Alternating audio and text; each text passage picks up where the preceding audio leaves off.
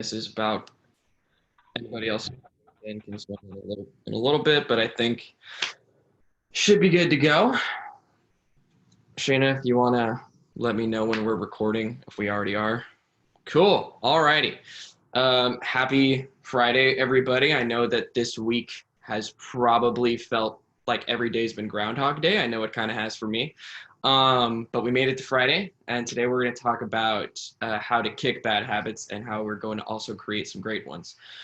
Where I kind of got the inspiration for wanting to talk about this is, again, to going back to that Groundhog Day sort of thing. Like, we all have accumulated this new massive time that we can either, I believe, create great habits with, or possibly kick to the curb some of the bad ones that we no longer want to have, right? So we have a lot of time on our hands. A lot of us are stuck at home. So why not try doing more things that'll benefit our health and fitness?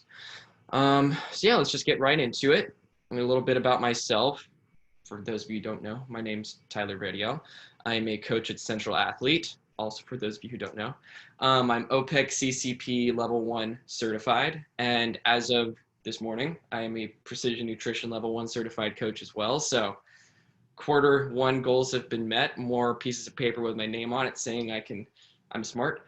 I'm originally from the Rio Grande Valley. My mom is also in the chat. So her and I lived there for about 20 years in a small town called Elsa, Texas, with about less than 5,000 people or so. I moved to Austin in November 2018, a population of a little over 900,000. So bit of a culture shock, but definitely found a home here. It's been fantastic.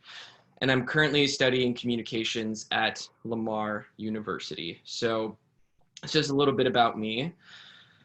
So let's just get into the fundamentals of habit change and behavioral change and all these pieces that we're going to be going over today. Let me move this little window. Cool. So one thing that's really important for all of us to understand is that our habits in general are intrinsically related to our identities, right? So for example, my identity is I'm a young man who is inspired by fitness, right? So my habits will reflect what my identity is. What are my habits? I train 6 days a week. I follow a pretty strict nutritional regimen. My life is kind of fueled by fitness. I coach almost every day. I learn something about health and fitness almost every day. Those are my habitual things that are related to my identity. So, in order to begin this process of behavioral and habit change, we need to start with the change in our identity, right?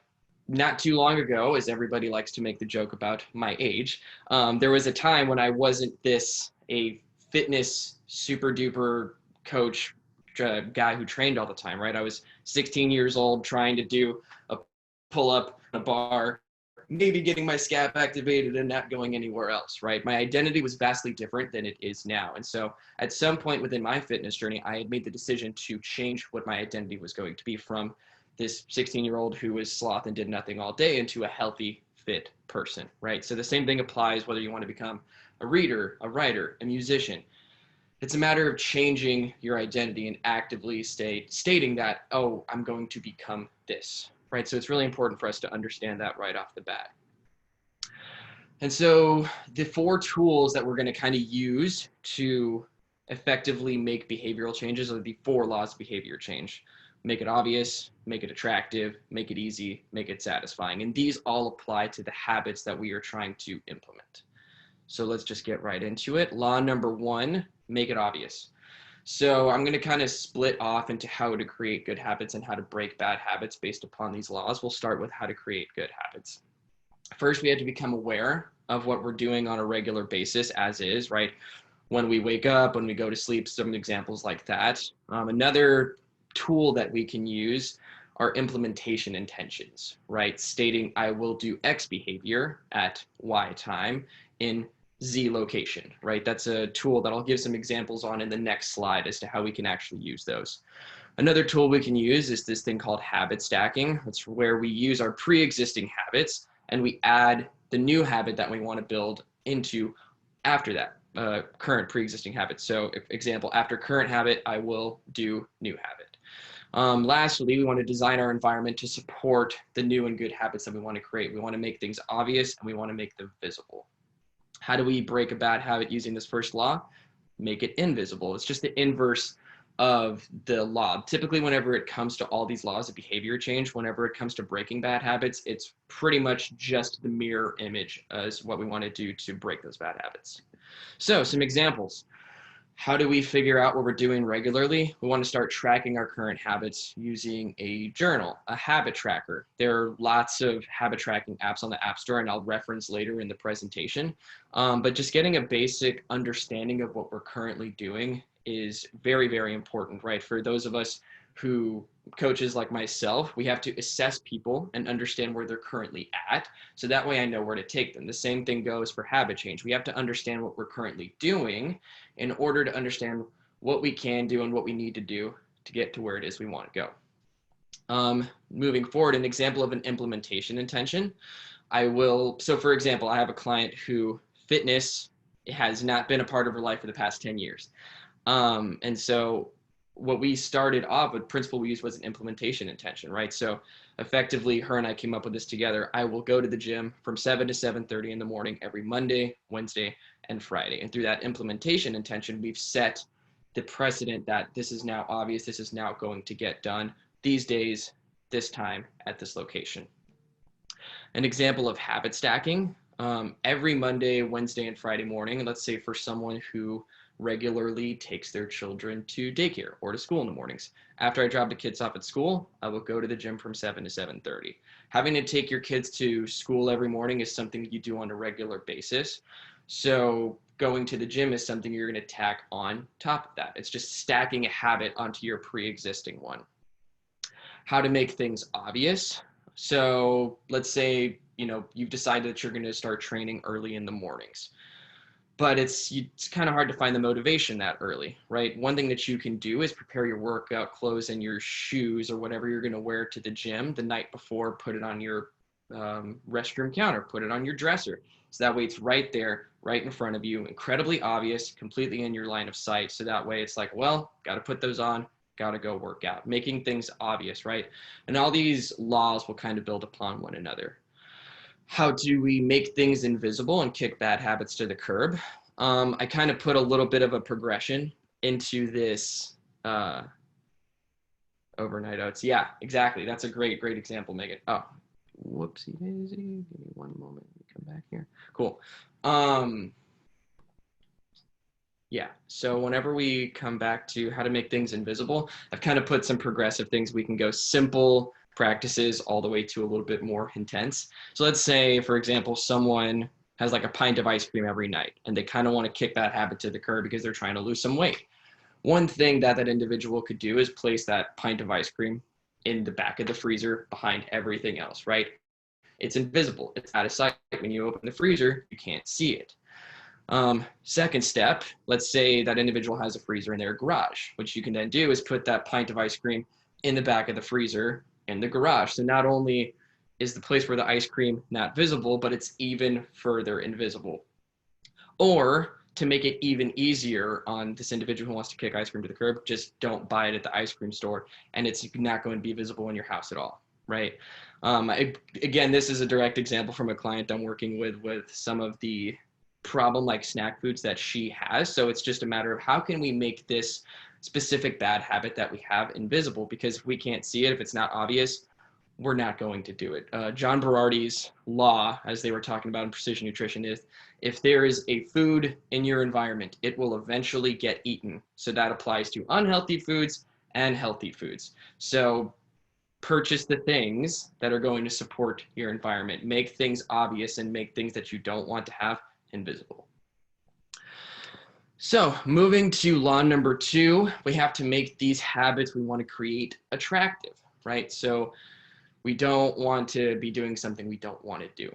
Pretty simple to understand that, right? So how do we create a good habit by making it attractive? We can use tools like temptation bundling. We can join a culture where your desired behavior is the normal behavior. I'm sure a lot of you can kind of pick up some hints of what that means. Or we can create a motivation ritual. Opposite end of how to kick a bad habit through the second law, we want to reframe our mindset around these bad habits we have. And I'll kind of get into that a little bit more in the next slide.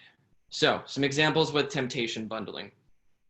A lot of this information that I got for this presentation, I got from the book Atomic Habits. It was a really, really enlightening tool for me in my coaching practice. And one of the examples that James Clear wrote about was there was this individual who wanted to watch Netflix. That was something he wanted to do, but he knew he also had to get some exercise in. So he somehow programmed his computer to only run Netflix whenever he's sitting on his stationary bike, right? So that's temptation bundling. He's doing something he has to do in order to do something that he wants to do. So here's the example here. Watch Netflix while you walk or jog on the treadmill or stationary bike, right? You're doing something you have to do while also doing something you want to do. Going back to that culture piece, you want to get fit, join a gym, right? Joining a group of like-minded people in a community. We are tribal creatures. So if we're surrounded in an environment that supports that, the likelihood of these habits getting built and cemented is much higher. And another example of a motivation ritual, you want to be doing something you love before you perform a difficult habit, right? For some people, just going to the gym is a difficult habit. So maybe listening to your favorite song on the way to the gym, it's going to put you in a good mood, put a smile on your face, get you ready to go, get you excited. So that way that association is then tied to the gym. And then that habit of coming to the gym becomes a little less difficult. When it comes to reframing, we want to identify what's good about not indulging and doing our bad habits, right? So some examples here, maybe identifying what's good about not indulging in that pint of ice cream. Oh, I'm not eating extra calories. Because I'm not eating extra calories, oh, I'm starting to lose a little bit of weight. For people who want to start saving money, what's good about not frivolous spending? You have more money to save. You have more money to invest. You have more money, period, right? For people such as myself, this is a bad habit that I've effectively been working on kicking in 2020. I would wake up and immediately get on my phone, right? So I have to identify what's good about not getting on my phone when I wake up in the morning. I get to be a little bit more present and feel myself wake up a little bit more. I get to immediately make my bed. I get to kind of enjoy the sunshine from whenever I open my curtains. It's just a matter of reframing what's good about not doing that thing, right? So we're going to move on to the next law, making it easy. So let's say, for example, going back to wanting to get into the gym. And let's say I'm really into climbing. For those of you who know the climbing gyms in town, there's Crux and ABP. Crux is over on South Congress, and I'm on the east side of Austin. Getting there's about 30 minutes. That's not the easiest distance for me to travel to go climbing. However, let's say ABP is less than 10 minutes from my house. It's going to be pretty easy to get into climbing because it's that close, right? So making things easy is super huge when it comes to habit change. How do you create good habits by making them easy? Reduce the friction and the amount of steps it takes for you to complete said habit. Prime your environment. Master the decisive moment. What is the decisive moment? So let's say it's a Saturday night and we're binge watching our favorite show on Netflix and we feel a little hungry, right? So we're all in quarantine, so we gotta get food delivery. So we hop on Favor and we order Whataburger and it's like, oh, now I want some more. And then the initial decisive moment, we can identify that at two places. It was initially deciding that I'm going to order the food instead of maybe just cooking what I have available at home, or maybe it was just downloading that app in the first place. It was that first step that led to the domino effect of decisions that led to this bad habit being done. And I can get a little bit more into that in the next slide. Using the 2-minute rule, reducing your habits down into smaller little tasks rather than this larger sequence of things, right? Let's say, for example, I want to obtain my Precision Nutrition Level 1 certification. Okay, how can I reduce that in order for me to do that? Maybe I'll read a page a day. Maybe I'll read a piece of my chapter for 2 minutes a day, using that 2-minute rule. And putting automation into things, right? Whenever things are automated, things are pretty easy. Again, the flip side of how to kick bad habits, increase the friction, and possibly use a commitment device whenever it comes to that. And we'll talk about that in the next slide. So reducing friction, we're going to kind of talk about that gym example. It's say you want to get into working out and start going to the gym, find a gym that's close to where you live or on the way to work, right? I live 4 minutes from Central Athlete. Let's say I wasn't a coach there. That'd probably be my #1 gym to go to because it is 4 minutes away. It is close. It is easy to get to. I want to prime our environment. So let's go back to someone who wants to eat a little bit cleaner. Why not? Let's suggest putting a bowl of fresh fruit, super easy to see right in the kitchen. So, and then you have that pint of ice cream in the back of the freezer, right? We're tying some examples together here. So let's say it's that evening little like, oh, I'm hungry for a snack. That bowl of fruit was right in front of you. So I'm going to grab an orange rather than trying to indulge in the ice cream, right? Making things easy. The 2-minute rule, kind of like I was explaining about precision nutrition. Another thing that I wanted to build upon this year for myself was becoming a reader. So an example of that is reading for 2 minutes, right? Anybody can do anything for 2 minutes. It's almost to the point where it's kind of more difficult to stop after doing something for 2 minutes, right? Motivation comes after action. Motivation is something I want to touch on really quickly here before we move any further. A lot of people will state that, sometimes I'm motivated, sometimes I'm not motivated. And that's completely normal because motivation is a fleeting emotion whenever it comes to anything that we do. We cannot trust it. We can trust our discipline, however. But kind of getting back to this topic of the 2-minute rule, once we start this action, then the motivation will follow to do more of it. So if we can read for 2 minutes, the motivation to read more will naturally follow afterwards. If we can get to the gym and hop on the assault bike for 5 minutes, the motivation to complete our workout will naturally come afterwards, right? Motivation comes after action, right? There's a huge takeaway I want everyone to go away with after today.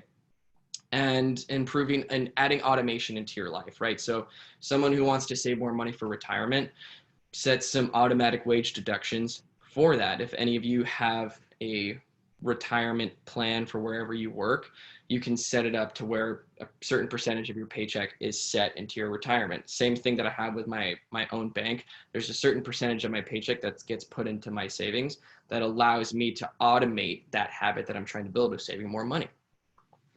Now, my most favorite example in this entire presentation in terms of increasing friction. So let's say someone wants to be more productive and not spend as much time in front of the television and going through that sort of just mindless sitting.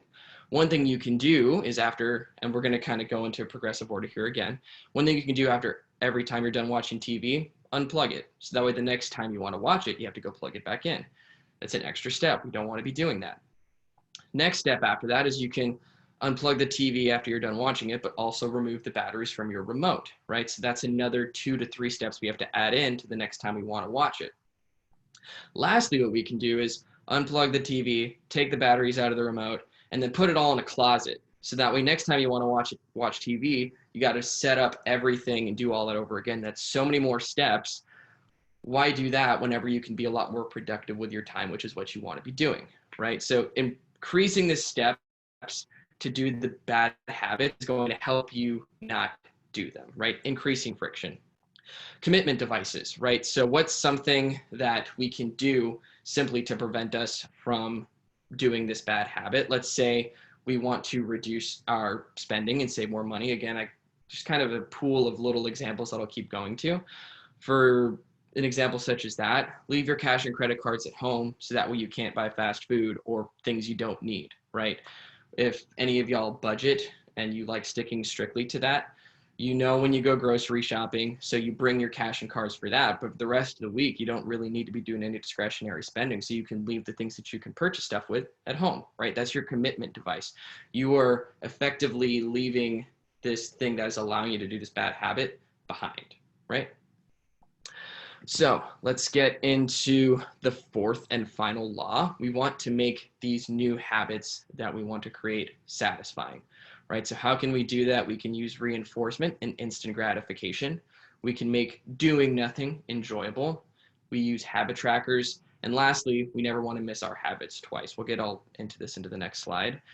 How do you break a bad habit using this law as well? We can get an accountability partner and create habit contracts. So how do these work when it comes to reinforcement? We are individuals who love instant gratification, even though we live in a society that works opposite of that. We want to get a college degree, we got to go to school for 4 years. We want to get a new certification, we got to work on that for a few months, right? We don't live in a culture anymore where let's say, oh, our tribe is hungry for the evening. Now we get to go hunt, kill, eat, instant gratification, done, right? If we can find ways to implement instant gratification to our habits, it's going to make it a lot easier and a lot more satisfying to do them. So let's say, for example, every time you complete a workout, we drink a homemade fruit smoothie, right? It's delicious, it's replenishing, it helps with recovery, and it's our nice little prize after completing a workout. Make doing nothing enjoyable, right? So doing the absence of something doesn't really bring any sort of satisfaction, right? Just saying, oh, I'm just not going to eat that pint of ice cream, like that doesn't have a whole lot of grasp and will attached to it, right? So what are some examples of how we can make doing nothing impossible?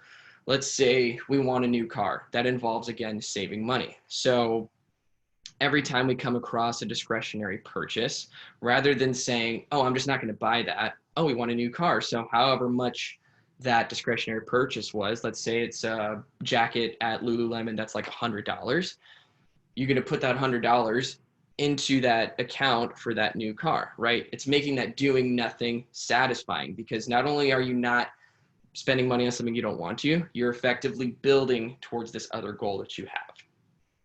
When it comes to habit tracking, and habit tracker that Shayna told me about is called Done. It's on you can get it on the App Store. I'm pretty sure you can get it on the Google Play Store too. Super simple. You just put in the habits you want to kick and the habits you want to build. I have 2 in there right now. So read 10 pages a day and don't get on your phone in the morning. So let's say, for example, I were to get on my phone in the morning, I'd have to tap that and it'd be red and it'd be like, I didn't want to do that. And then it's kind of like this, making it unattractive, making it not satisfying.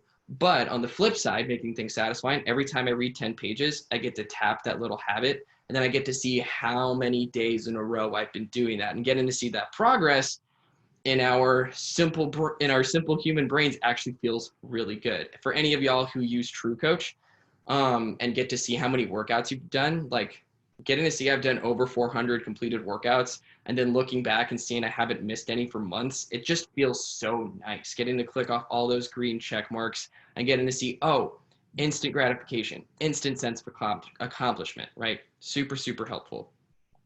And we never want to miss these habits that we want to create twice, right? So let's say I'm trying to go on a walk every evening. Let's say I missed my Tuesday evening walk because my roommate broke his leg and we had to rush him to the hospital, right? Do my best not to miss that the next day and crush that Wednesday evening walk, right? It's not it's about feedback, not failure, right? That's another thing that I want to touch on, right? If we, let's say, miss a training session, that doesn't mean we can't make it up, right? We missed that walk, that doesn't mean we can't make it up the next day. We don't want this missed habit to start circling and spiraling out into days and days of missed habits, right? Get right back on it. Let's say you ate half a pizza one night. It's okay. Just get back to your nutritional plan the next day. So when it comes to kicking bad habits, let's get an accountability partner, right? Work with your spouse or your best friend, or hire a coach. Have someone that's going to help keep you accountable to the habits that you're trying to build, right? So for example, my best friend, he wants to be able to do 100 push-ups really fast. So every time I talk to him, I'm like, hey, how are your push-ups doing? Do you need any help or advice on that, right? Something super simple. And it's really helpful whenever you can find an accountability partner with someone you communicate really well with. Another tool we can use is a habit contract. So let's say, for example, I'm someone who hates being in front of the camera and hates little public embarrassment things. What I would do is I'd create a habit contract with my best friend, and every time I miss a workout that I have scheduled, on Instagram Live, I have to get pied in the face by him. And that's the most painful and terrible thing in the world that I have to go through. Creating a habit contract like that to make breaking that bad habit painful and not fun is going to increase the likelihood of you smashing and crushing that habit. So just a final little important note whenever it comes to habitual change and identity change as well. We're going to touch back on identity in this piece. If we can't be malleable in our identities and we can't adjust to the challenges that come our way and that may challenge our identities, and if we are too brittle in what our identity is, when we lose that, we can crumble to pieces and lose everything.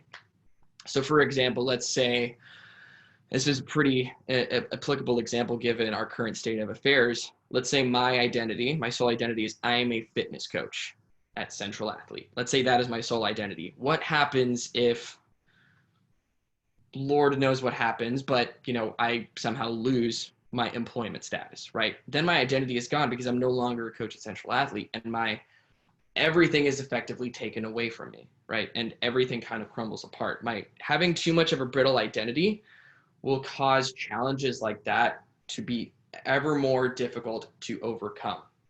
We want to be able to create this wide net of this person and the identity that we have. So that way, whenever challenges that come along, like let's say this current quarantine process that we're going in, I don't identify as I am an on-site personalized fitness coach, Central Athlete. I'm a young man who is inspired by fitness. And that brings a whole other net of things rather than just saying I'm an on-site coach, because I can't coach on-site right now, right? So we want to keep our identities wide and vast.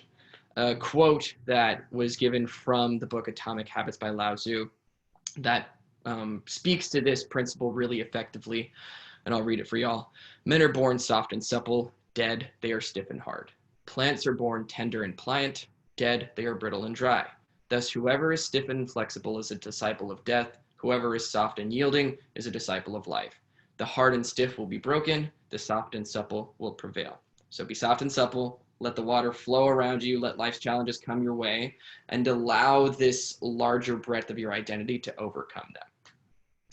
So, time for questions. I kind of wanted to open this up to anybody who had any more specific questions about like, oh, how can I implement this specific habit or kick this specific habit? Because I know I put some examples in the slides, but this is very much an individual sort of thing, and that's what this little question is open to. So let me just check the chat real quick to see if there's anything in here.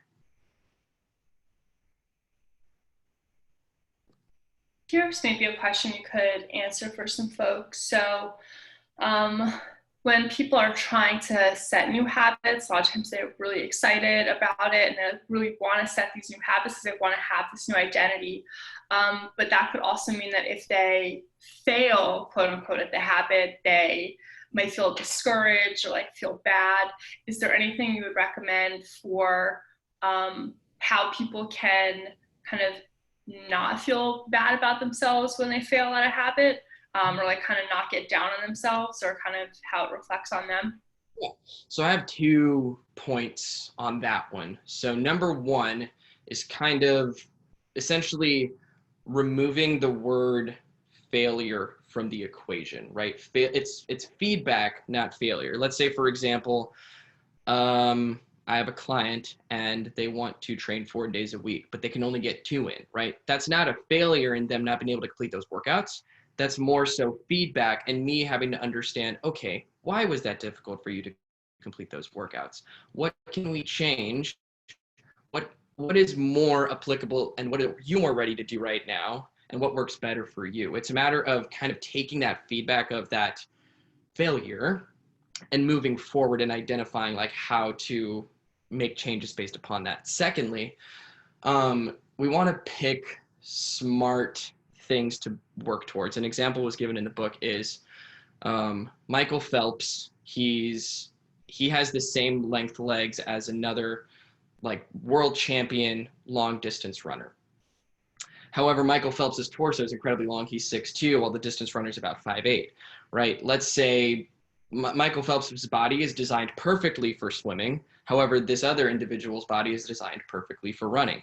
If they had flipped the script on those sports, the likelihood of them being successful, let's say Michael Phelps being a distance runner being a successful swimmer, lot lower, right? So we want to pick things that are helpful and are achievable for individuals such as ourselves. Like saying that I want to be an Olympic level gymnast at 6'1" with super long arms isn't the, it's definitely not tied to something within my current like identity, body build, and things such as that, right? So we want to pick things that favor us. We want to pick goals and habits that favor us specifically, if that makes sense.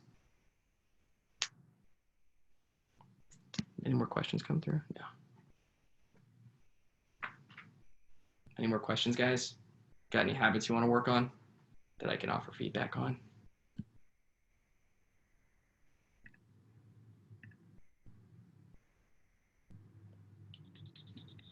Okay, you can wrap it up if you want, Tyler. Cool. Okay. Well, yeah, I mean, if this is my contact information here, if any questions come up afterwards for how to create more habits or to how to kick bad ones, my email is tyler@centralathlete.com. My blog is tylerviadiol.com. I'll probably be creating a little bit more blog articles pertaining to habitual change and habit building and habit kicking, because not only do I have the time to do it, but it makes a lot of sense given our current situation. Daily dozen list of healthy behavior. Could you tell me a little bit more about that, Megan? I'm not sure I understand. Yeah, I'll jump in here real quick. Can y'all hear me? Yes. Okay, cool. So what I've been doing with my clients, just checking in, is doing like 30-minute check-ins, but creating like a daily dozen list of things to do. And it could be very simple, like breakfast before 9 a.m. What else have we done? Like 60 ounces of water before 12 p.m. Get outside every day for 20 minutes. So I kind of listed maybe what I suggest as the fitness professional for maybe 6 of them. And then I leave 6 open for them to fill out on their own.